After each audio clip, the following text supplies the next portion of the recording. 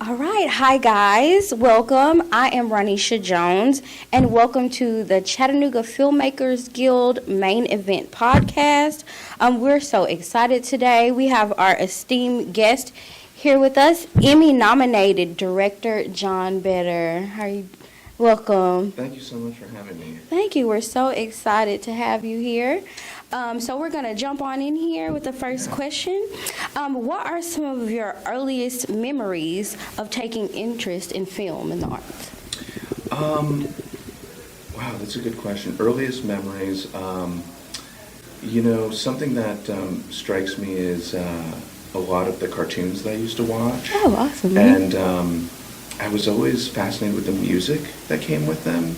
And my journey actually is like, first, half of my filmmaking interest was in music. Okay. And scores, and I certainly remember seeing Fantasia for the first time and hearing this amazing music and seeing these images. And I think that just kind of started this interest of amazement at the combination of the two and how important they both were. Documentaries, it would take a little while before I kind of discovered them and understood what they were. But yeah, my earliest memories are just watching cartoons and being amazed at the music and, of course, laughing at whatever I was watching. Right, of course. Yeah. There's a lot of great music in cartoons. I think a lot of times we don't even realize it, but songs will get stuck in our head or they'll become like the main theme of our lives, especially Fantasia.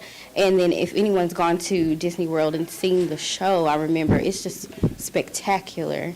Yes. The music from it. So that's amazing. I hadn't thought about that with cartoons. Absolutely.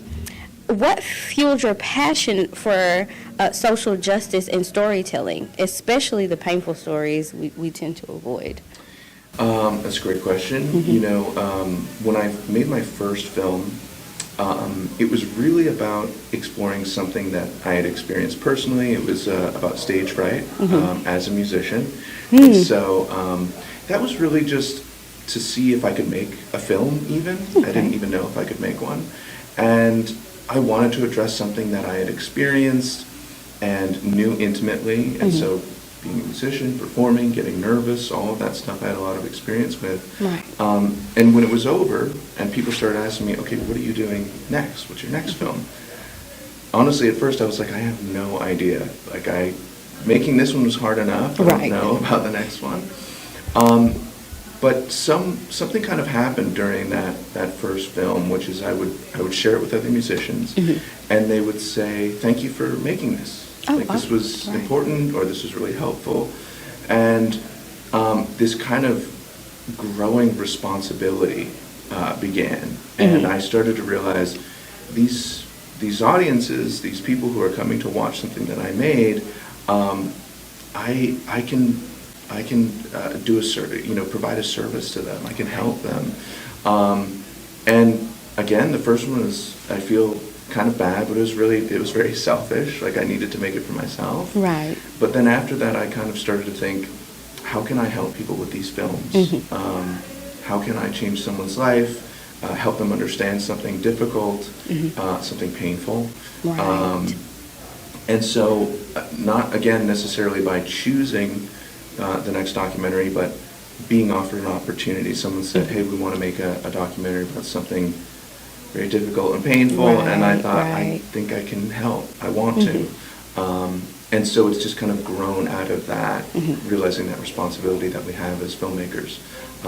Not everyone needs to make films about Klan shootings, but it is, it's nice to recognize that we can really help people with our films. Exactly. A lot of people don't think about that as a form of therapy or actual service, and it's great that you put yourself out there and got that response, because we never know how it will help or affect someone else until we put that out there. Absolutely. So tell us a little bit about your journey from music, since you mentioned that's where you started, from music into documentary filmmaking. It was probably, I went to college for music performance. I was practicing 6 hours a day. I was like, I'm going to be a musician. This is all I want to do. And something happened like right in the middle of college, which is a friend had a video camera that her parents had said, here, take this with you and, capture some of your college life, and she just didn't want to use it. Oh, and so okay. she was like, do you want to use this? And you can take some videos of us. And I was really just making these montage videos, these fun videos of like us going out to the park with music behind it. And even just those very simple videos, I instantly realized, oh, this is so fun. This is just capturing my imagination, and I don't want to put the camera down. I was still playing music, and I loved, with those montages, matching music with images. Yes. But that really kind of set this path for me to think, maybe it's not just the music that I want to do. Maybe it's the images as well. It would take almost 7 years after that for me to actually start to make a film. So there was a really long gap between me saying, I think I might want to do this and making something. But yeah, I'm so grateful that someone had a camera. And it was just like one of those handheld, very basic cameras. Ooh, okay. But yeah, that really kind of started my journey to think, maybe I actually want to be a filmmaker.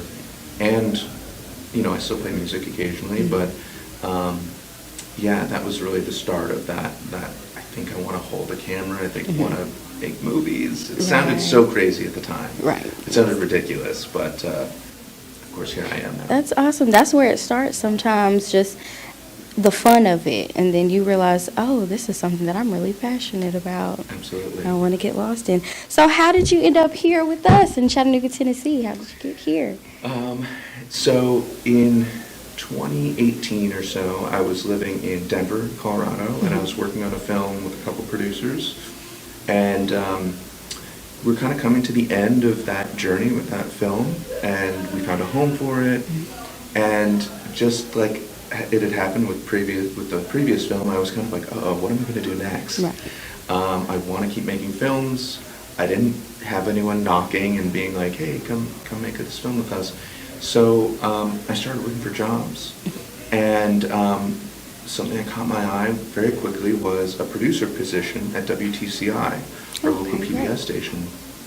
And I applied and was like, this would be great. I'd love to, the kind of description was, you work on videos kind of all over the city, but there's also a documentary program that you would be making short films for.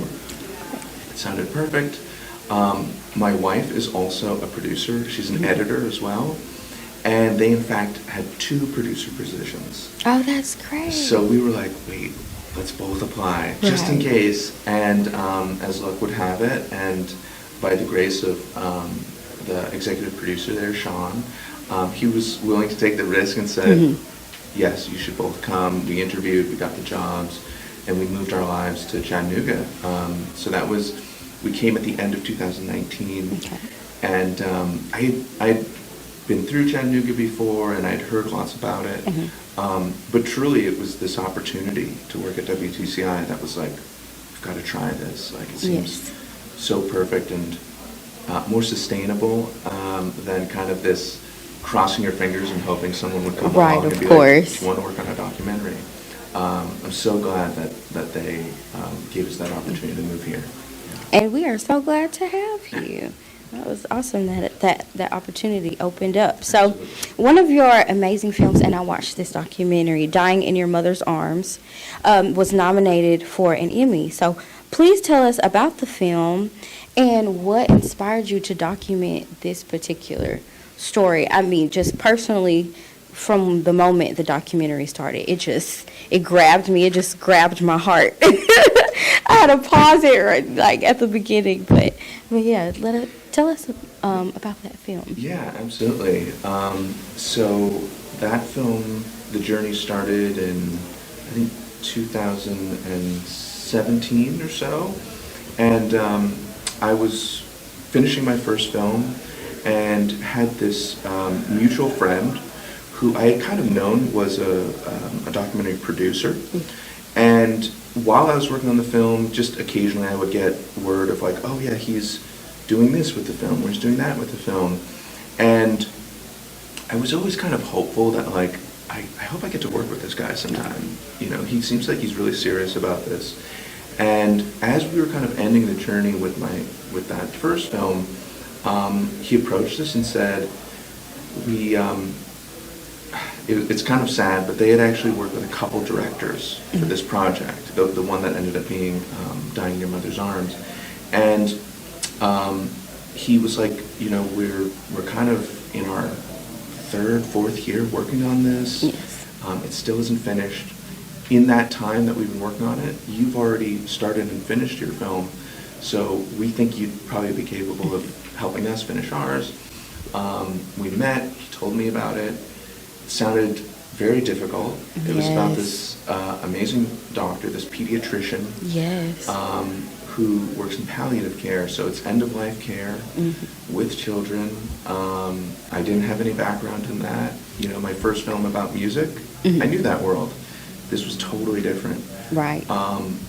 But through almost a 6-month process of talking with him over and over again, he was like, we want to give you this shot.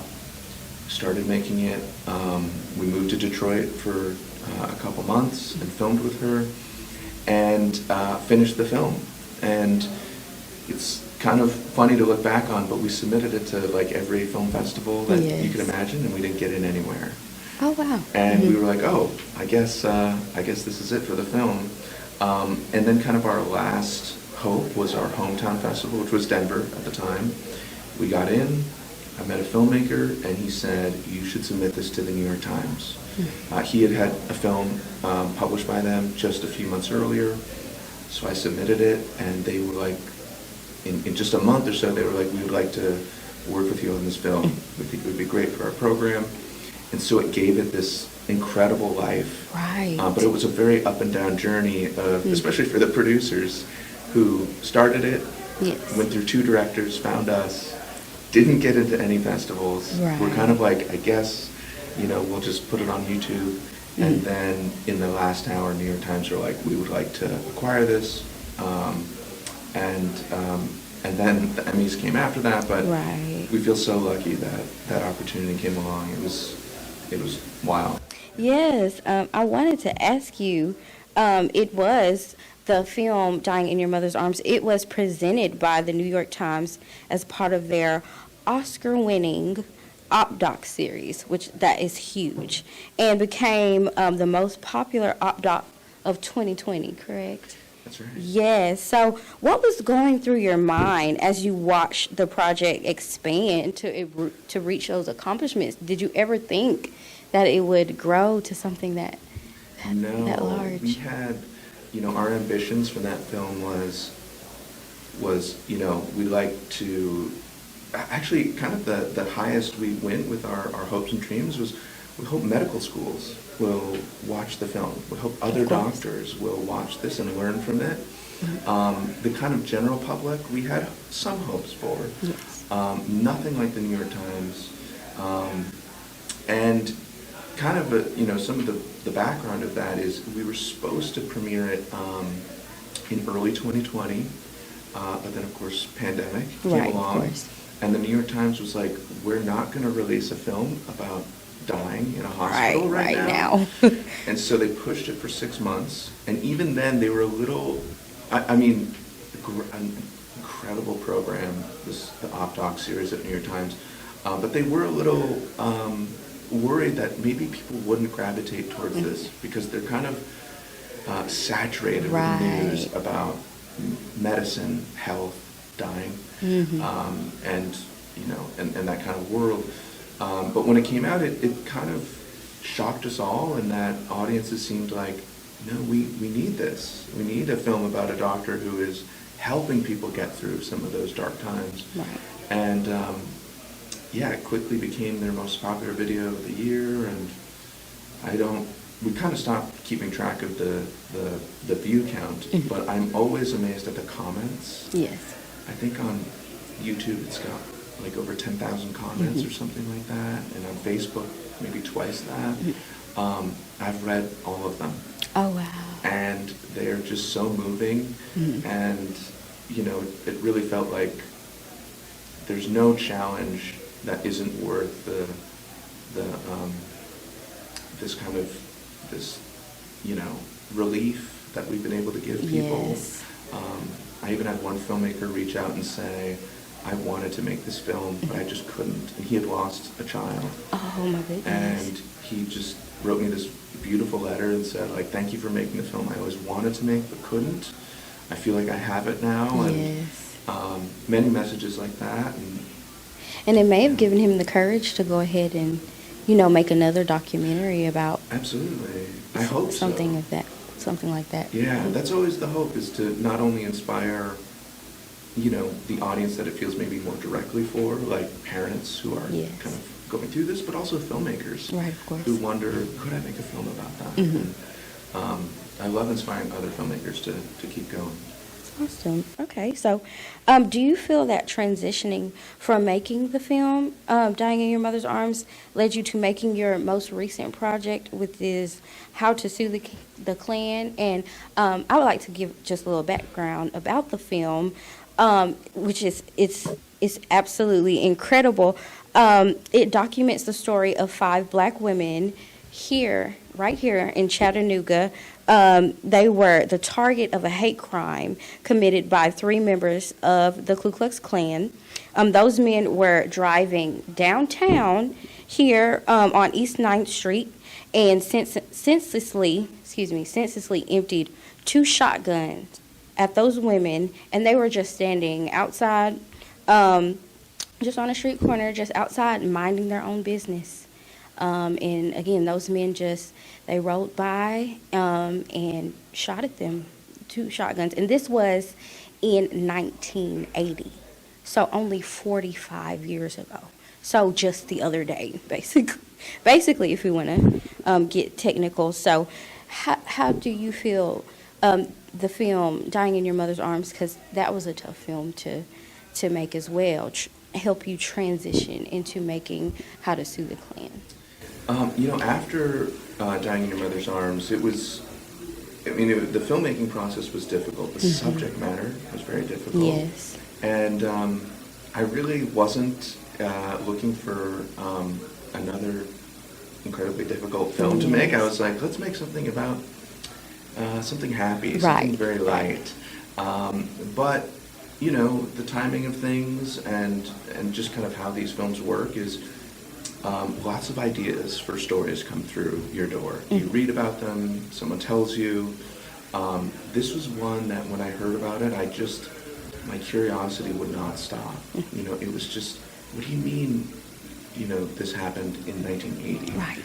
And I started asking colleagues, friends, neighbors, have you heard about this story? And everyone said the same thing, I don't know what you're talking about. Exactly, yes. And so that really kind of stuck with me constantly. And that same kind of responsibility that I felt at my first film started to grow. And I had no plans to direct it, but I did think maybe I can put together a team of people who can turn this into something. A short documentary, a feature-length documentary. I wasn't sure at the time, but it really I just couldn't stop being curious about it after learning. And, now it's 5 years later from first hearing about it. So it took us a while. Pandemic certainly slowed things down. But I'm so glad that I didn't stop, feeding that curiosity of what do you mean this happened in 1980? In 1980. So what, and you spoke a little bit about it, but what were your initial thoughts about what happened to these women here in this city, especially you're not being from here, but you moved here and you found out about this story, and then how did it affect you personally? Oh, that's a good question. I mean, certainly what struck me was, even having grown up in Boston, I felt like I should have learned about this in high school. Right. In some setting, in some documentary, in school, somewhere, I should have heard about this. So it was, of course, even more shocking to realize that people who grew up here, people who were alive in 1980, didn't know about this. I personally haven't heard of this story until I came across you in your documentary. And on 9th Street, where those women were standing in 1980, my father, he used to frequent that area. He performed at one of the local venues that was right there during that time. He could have been, to think about those things Had you heard the story happening. before? No, not Okay, before. Wow. You made the That's film. very common. I mean, there's members of the families who have known about this, of course, for years and talked about it, and neighbors. But I am surprised at how many people worked or lived or traveled right there. Right. And we didn't have a 24-hour news cycle. Of course. But yeah, it was just kind of, it happened, there was a civil case, and people kind of just moved on. Right. So yeah, and then for me personally, it was, it's sad to say, but I've had plenty of experiences where I felt hatred, or, I can vividly remember an experience of coming across some neo-Nazis who just wanted to fight me and my friend as we were walking down the street, and said the most horrific things to us. And that kind of experience of like, oh, these people have no idea who I am, Right. but they hate me. They want to beat the Right. whatever out of me, just because of how I look, has stuck with me forever. And so to think, these women were actually shot, Right, yes. and had a chance at justice, and yet didn't get it, and so had to continue and pursue it even Yes. further. It was like, I've got to try to share this story. And yeah, I'm so proud of what we've been able to do, and the fact that Yes. if you live here and you want to learn about it, there's obviously things we couldn't have time for and Of didn't course. include in the documentary, but you can still learn a lot. A lot, in yes. in this film that we presented. What was the response from the community as you all were developing this film, Chris? Great question. So, when you're making a documentary, there's all kinds of places you can look for production funding. Right. There's film grants all over the country. We applied to all of them multiple times, Yes. and never got any money from those grants. And they're very competitive. You're Right, competing of with course. the entire country.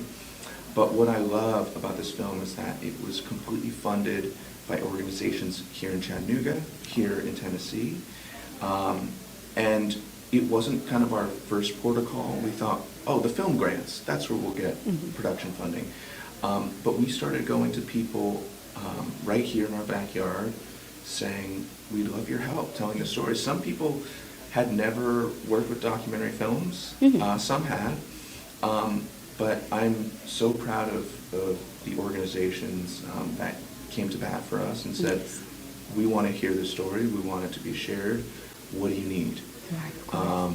And as we've shared the film, kind of similarly, like so many places have welcomed the film in, hosted a free screening, said, we'll bring our neighbors, we'll bring our friends. There's still a lot of work to be done. There's still a lot of people in our city who don't know this story. But it's been amazing to see how many people want to share it, want to tell their friends and neighbors. Yeah. Yes. One thing that stuck out to me, let's see, during the film, there was a statement made from the Klansman leader, William Church. He said during the documentary, he said when he rejoined the Klan, they changed from wearing the classic white robes to combat attire. So he basically was stating that they wanted to hide in plain sight. So given the current political climate and the apparent regression of our justice system, how do you feel this story directly correlates to what we see unfolding right before our eyes? And I'm sure you did, but what was the sense of urgency that you had to present this story? Yeah. When we first started, we really kind of thought of this as a historical documentary, as just retelling a piece of history that had been kind of lost to time. And we weren't really thinking about what was happening now. I mean, it was obvious that the Klan was still active, Right. And things like that, but kind of in the midst, the lawyers pointed out to us, there are things happening now where they're using the same strategy that they proved in 1982 in civil cases today. Charlottesville specifically was one where they were using the KKK Act. Yes. And so they kind of pointed us to this fact that there's a through line from 1982 today.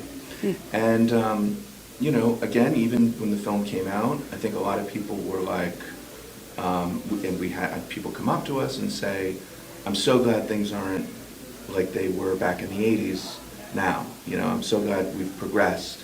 And, a couple months ago, we had the Klan flyer Highland Park. Right, I saw that. And, we've had, known white supremacists receive pardons. And so, it's, if you are a sympathizer, if you're a member of those groups, there's not as much to be fearful of as, there was even a few months ago. And so people are emboldened and trying to grow their numbers.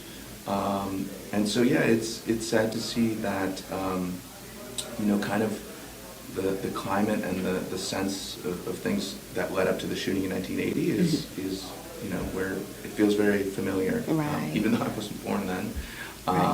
We certainly have history and people to tell us this is just what it was like back then. Yeah. Wow. Okay. So documenting a story of this magnitude, again, that happened right here in Chattanooga, it has now affected civil rights cases all over the country.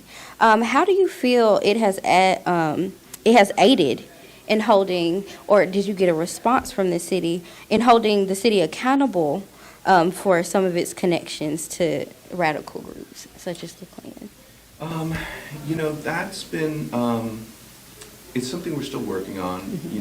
One great moment was having the mayor join us at a screening and talk about this history and acknowledge it and talk about how, there's lots of painful events in our city's history, and we can actually become stronger by acknowledging them and not trying to just pretend they didn't happen. Right. That was really powerful. I still think there's a lot more work to be done. I would love for this to be a film that, if you go to high school in Chattanooga, you see this as part of your education. We're not there yet, unfortunately. Only a couple high schools have shared the film. But yeah, that's something that I hope to see more of. Thankfully it's on PBS now, so that's a big deal. Yeah. Yes. For that first year, it was just screenings. So if you had the time and desire to come and see it, you had to kind of align your schedule with something that was happening on a specific day at a specific time. Now, go to pbs.com, type in the title, and it's right there streaming for free. Right here on PBS. So what was the process of partnering with PBS and then the film receiving an NAACP award and being nominated for an Academy Award? So what was the process going from PBS to then it getting nominated for those awards? What's tricky about all that stuff is that they work in all these timelines that overlap. Yes. And some of them you have to start a year in advance, some even earlier. With the Image Awards, it was kind of amazing. We were reached out to by them, and this was after a film festival. Yes. And they said, we'd love for you to submit your film for the awards. And there's many films that are submitted each year. But we weren't thinking about that. Right. We were not dreaming that high. We were shocked. And so after that festival, they invited us, we applied. That was, when they told us, or they emailed us, it was like, maybe 14 months before the awards. So we were like, okay, let's forget about that and just try to focus on PBS. Yes. The Academy, so we officially qualified the film. We were not nominated, unfortunately. Which I'm totally okay with. Qualification. Right. It's a huge step. That's a very interesting process. I had no idea what I was getting into with that. Qualifying your film is, there's like a couple ways to do it, but it's very process oriented, and you have to meet certain criteria, and they check over the film, and Wow. kind of you have to meet all these specifications for it. That was a learning curve, and I did Of not course. expect to be doing that. I learned so much. I did learn that there's a lot of money involved with the Academy Awards. Yeah, of course. So Sure. a lot of the nominees, not necessarily in documentary, but still in documentary as well, have enormous budgets just for their campaign to try and win an Oscar. Oh, So okay. the film itself might cost X number of dollars. Yes. The budget for going for an Oscar might be 10 times the budget of the actual film. That's good to it's know. incredible. Goodness. And a little bit sad to see how much money Right, is of involved. But course. with PBS, we talked about all the platforms, all the streamers, as like, where do we hope to someday see this film? And Yes. the obvious ones were on that list. We were very lucky we got to meet with people at Netflix and HBO and Hulu. No one wanted the film, which is totally fine. They had different reasons, and everyone Right, gave of us course. great feedback. But PBS kind of consistently would always kind of tell us, we love this film. Like, Right, of course. we would love to find a home for it. It wasn't necessarily, it's going to be here at this time, here's an offer. But they were kind of always in touch. And at one of the festivals we got into, it was an award where if you win this award, you have the opportunity to be distributed by PBS. And so we won that award, and that was when we had like a formal conversation of, all right, what would this look like? When is the timing? And we were so happy to work with them, because it really meant, of course, Netflix would have been amazing. Right, of course. But you also need a subscription to Netflix to Yes. see that. No one needs a subscription to PBS. Right. Schools, anyone who has access to a computer, television, can watch it for free. So we're so glad it worked out. And I that bet way. it was like a full circle moment working for WTCI, and then to have this amazing film be featured on PBS, I'm sure. Total full circle moment. Yes. That's exactly Yes. right. Yes. And I just want to say, on behalf of myself and the Guild in Chattanooga, we appreciate you making this film, bringing just light to our history, bringing awareness to something that still affects us to this day, and knowing that Chattanooga, Tennessee has affected justice locally and across the nation. We are so glad that you're here. And I don't want to get emotional, but the film, I know it means a lot to us. So I'm sure making documentary films like these, it will rattle you to your core. So after you end projects of this magnitude, and I know you focus on mental health, what are the steps that you take personally to ground yourself? Wow, that's an incredible question. Speaking specifically to mental health, something that I'm so glad we were able to do is we actually set aside a portion of our budget as a mental health fund, so that Yes. members of the cast Great. and crew, people are talking about something very painful, Yes. and then have to interview with us, but then go live their lives. It absolutely brings up things, and we wanted to make it so that if someone wanted to talk to a professional, or just, anyone really, they would have access to some money to be able to do that. I have taken advantage of that. I didn't want to. I was kind of like, I don't need that. Right, of course. But there are things that have happened kind of throughout the process of making the film that I did end up using it. I'm so glad again that it was there. The other thing is, it was very difficult to make this film. Not just the subject matter, but the actual, getting all of the footage together. Right. And editing it and finding photographs that we thought were lost to history. Right. So much of that was really difficult. So you co-founded a production business here in Chattanooga. It's called Bedrock Productions, correct? Please give us some information about your company and how the community can get involved. Absolutely, yeah. So Bedrock Productions is, there's a team of 5 of us. It's a pretty small team. But we do, kind of half of our work is documentaries, just like How to Sue the Klan or Dying in Your Mother's Arms. And then the other half is more commissioned or commercial nonfiction projects. Okay. So we will work with kind of all kinds of different groups or organizations. We tend to, and it's kind of by way of that producer who we worked with on our second film, he's also an emergency physician. Okay. And so he's connected us to a network of medical professionals who, for instance, they have a conference, they want a video to talk about like what's going on, Mm-hmm. and so we'll interview a bunch of doctors and put it together into a short video. We've been very lucky to have, at this point, maybe 3 summers or so of UTC interns work with us. And with How to Sue the Klan, with the exception of a couple people, everyone was local, which is amazing. We weren't sure if that was going to be possible, but Chattanooga has filmmakers, has people who can make these documentaries, narrative films. It really punches above its weight, I feel, and you don't need to go to Atlanta. You can, of course, or New York or LA, but I'm so proud of what we've been able to make here in this city. That's awesome. Are you all working with any filmmakers locally, or how people can support you or get involved? I love hearing from people locally. We've had, even working on How to Sue the Klan, a lot of people I met, just their kind of casual conversation. Do you know someone who works in sound?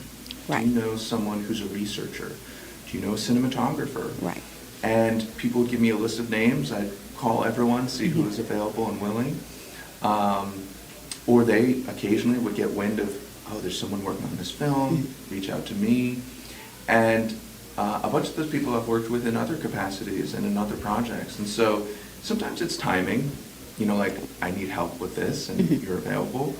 But it's great to just reach out and say like, hey, I'm here and I do the same, try to find other work for us locally. But a lot of it is just kind of right place, right time as these things kind of work in weird timelines. So is your main focus documentary filmmaking, or would you like to eventually create like feature films based off of some of your previous projects? I love documentary. I got into it partially because I thought it was easier than making narrative films. I didn't know how to work with actors, but I knew how to talk to real people. Right. I guess actors are real people too. But I would love to make a scripted narrative feature film someday. Okay. I don't know what that will be and when that will be, but someday I'd love to. For now, I know documentaries at this point pretty well, and I feel confident to a certain degree in them, and so I think we'll keep doing that, but the dream is to someday. Of course. Well, you've had some hits straight out the gate, so we're gonna be keeping our eyes on you and looking forward to that type of film, because I'm sure from where you started and transitioned up to now, we have some faith that you're going to create some amazing things. Yes. Yes. But I want to thank you so much again, John, for being here with us. Again, your amazing award-winning films, documentary, Dying in Your Mother's Arm, and then How to Sue the Klan have meant so much to us here in Chattanooga, Tennessee, to the film community, and I'm sure across the country.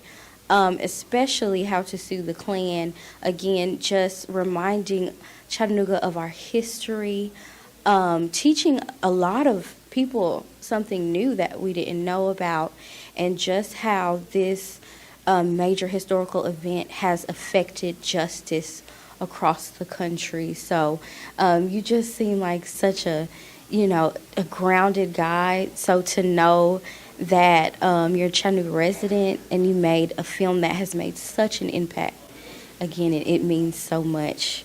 Thank you so much. And thank you so much to our viewers for tuning into the Main Event podcast.